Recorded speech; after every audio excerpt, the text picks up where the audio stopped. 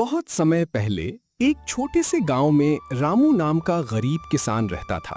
उसके पास थोड़ी सी जमीन थी, लेकिन कई सालों से बारिश नहीं हुई थी। घर में खाने तक के लाले पड़े थे। रात को मिट्टी के छोटे से घर में रामू उदास बैठा था। धनिया, घर में बस थोड़ा सा आटा बचा है। रामू थके हुए स्वर में, भगवान जाने अब क्या होगा। छोटू, बाबा, क्या हम फिर भूखे सोएंगे? रामू मुस्कुराने की कोशिश करते हुए, नहीं बेटा, मैं कुछ ना कुछ जरूर करूंगा। अगली सुबह रामू लकड़ी काटने जंगल गया। जंगल के बीच उसे घंटियों की अजीब आवाज सुनाई दी। छन छन छन। वो धीरे धीरे आवाज की तरफ बढ़ा। अचानक उसने देखा, एक सफेद चमकती हुई गाय पेड़ के नीचे खड़ी थी। उसकी आंखों से नीली रोशनी निकल रही थी। ये कैसी गाय है? गाय धीमी जादुई आवाज में, डरो मत रामू। रामू चौंक गया। रामू, तुम बोल सकती हो? गौरी, हाँ, मैं गौरी हूं। मैं साधारण गाय नहीं हूं। गौरी ने अपनी पूंछ हिलाई। अचानक सूखी जमीन पर हरी घास उगाई। रामू हैरान रह गया। हे भगवान! तुम ईमानदार इंसान हो। मैं तुम्हारी मदद करने आई हूं। लेकिन क्यों? क्योंकि इस गांव पर बड़ा खतरा आने वाला है। उसी समय जंगल में काला धुआं फैलने लगा। एक काले कपड़ों वाला साधु सामने आया। उसकी आंखें लाल थीं। तो आखिर मैं तुम्हें ढूंढ ही लिया गौरी। रामू, तुम कौन हो? कालनाथ हूं, और इस गाय की जादुई शक्ति मेरी है। झूठ, तुम सिर्फ लालची हो।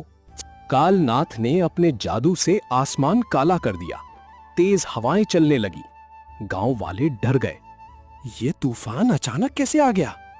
लगता है कोई बुरी शक्ति जाग गई है। रात को गौरी ने रामू को एक बड़ा रहस्य बताया। गौरी, सैकड़ों साल पहले मुझे एक ऋषि ने बनाया था। रामू, बनाया था? गौरी, हाँ, मेरे अंदर प्रकृति की शक्ति है। रामू, तो कालनाथ तुम्हें क्यों चाहता है? गौरी, अगर उसे मेरी शक्ति मिल गई तो वो पूरी दुनिया पर अंधेरा फैला देगा। गौरी ने बताया कि जंगल के पहाड़ में एक जादुई पत्थर छिपा है। वही पत्थर कालनाथ को रोक सकता है। गौरी, रामू, तुम्हें वो पत्थर लाना होगा। मैं जाऊंगा, लेकिन वो बहुत खतरनाक है। अगर मैंने कोशिश नहीं की तो हमारा गांव खत्म हो जाएगा। रामू और छोटू पहाड़ की ओर निकल पड़े। रास्ते में अजीब आवाजें आने लगी। पेड़ों की परछाइयां हिल रही थीं। बाबा, कोई हमारा पीछा कर रहा है।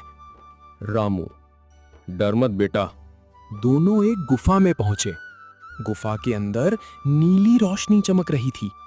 बीच में एक चमकता हुआ पत्थर रखा था। वही पत्थर है। अचानक जमीन हिलने लगी। कालनाथ धुएं के साथ प्रकट हुआ। कालनाथ, पत्थर मुझे दे दो। रामू, कभी नहीं। कालनाथ, तुम मरने के लिए तैयार हो जाओ। कालनाथ ने काला जादू फेंका। गुफा कांपने लगी। तभी गौरी वहां पहुंच गई।